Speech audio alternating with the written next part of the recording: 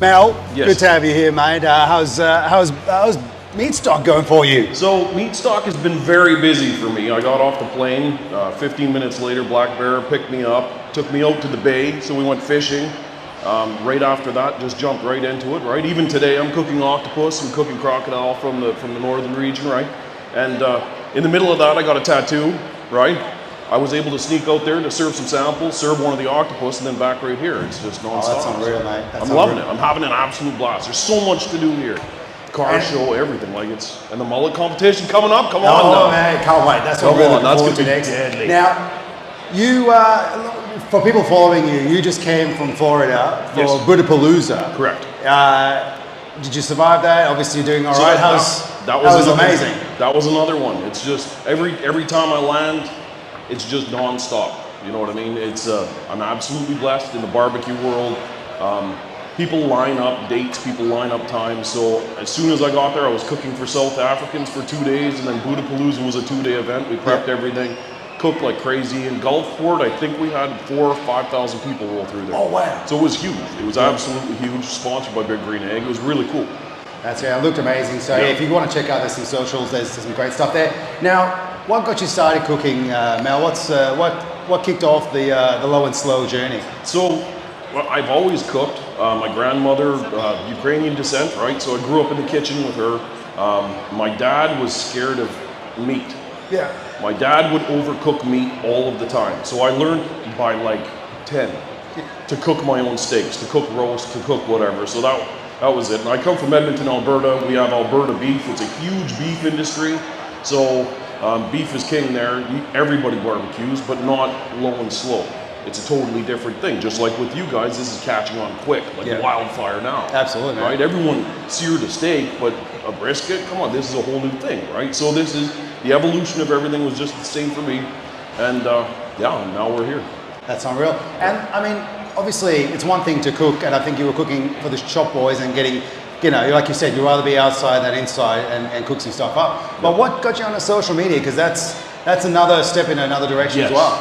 Yeah, so it's really hard to explain, but it definitely, it changes your life a bit because you're kind of always working. Yeah.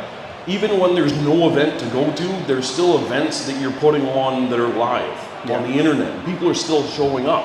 And this is the crazy thing. I'll put on a class and I'll have 200-300 people in a class and I'm doing it online. Yeah. Like you still have to, so you're always busy and it's always, like it's ringing in my pocket right now. Like it's always trying to get you to do more stuff, right? But I absolutely love it. That's it. Now, I know you're one of like the hardest working guys when it comes to barbecue. COVID hit and you went hard with the amount of work you did in the barbecue realm. Oh yeah. But what got you the, obviously on the Big Green Egg Pro team, what got you onto that team? So that's actually a very funny story.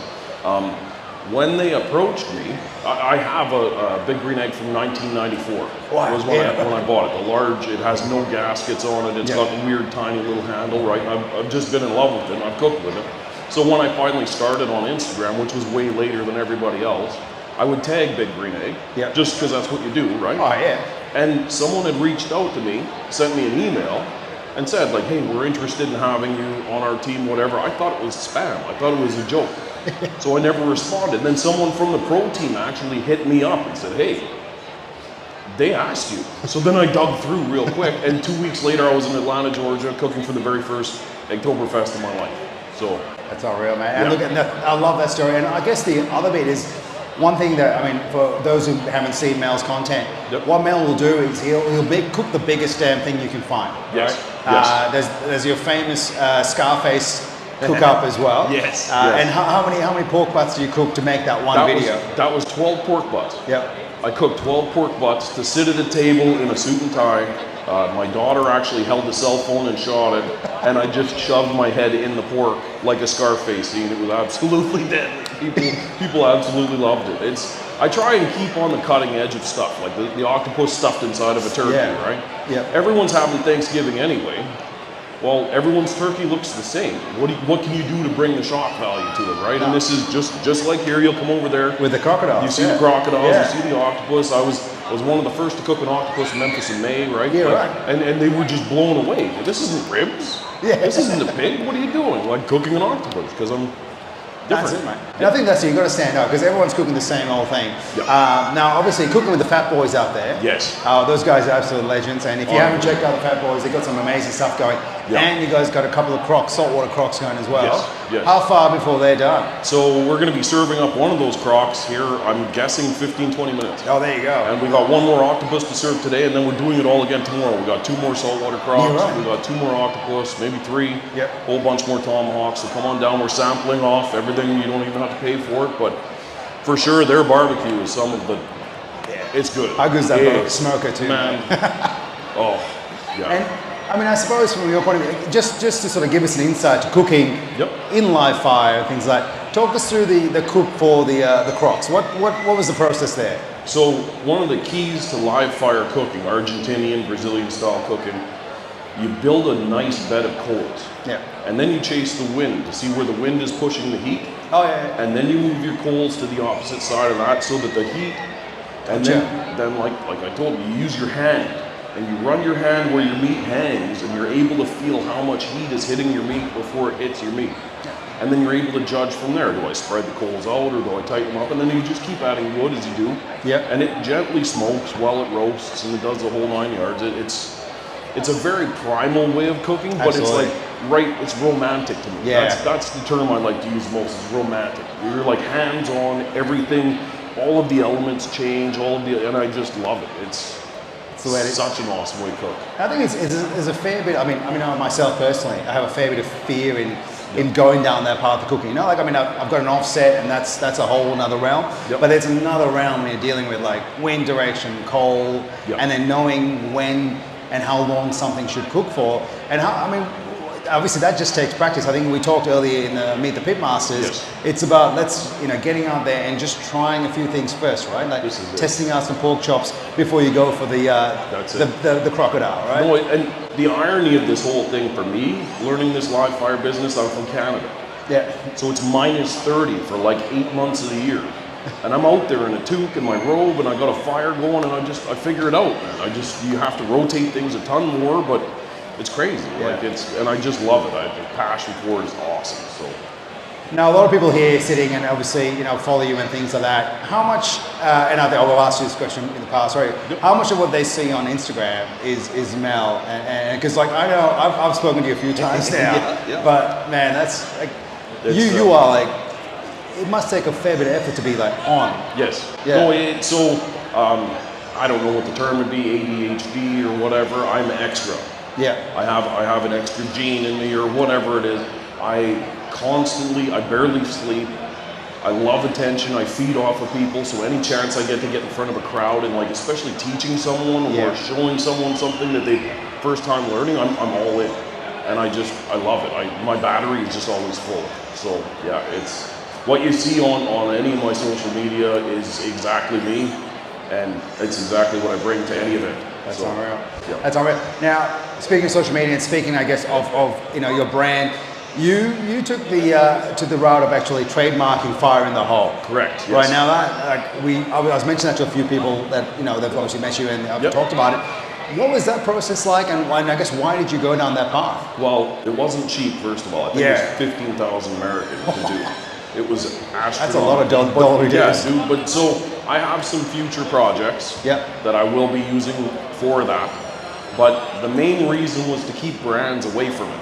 Yeah. There were quite a few people when I first started. It became like a barbecue family thing, right? Yeah. People would send me videos with their kids lighting their Weber grill, and hey, fire in the hole, and it's just awesome, right? And I get my kids out there and I do the same.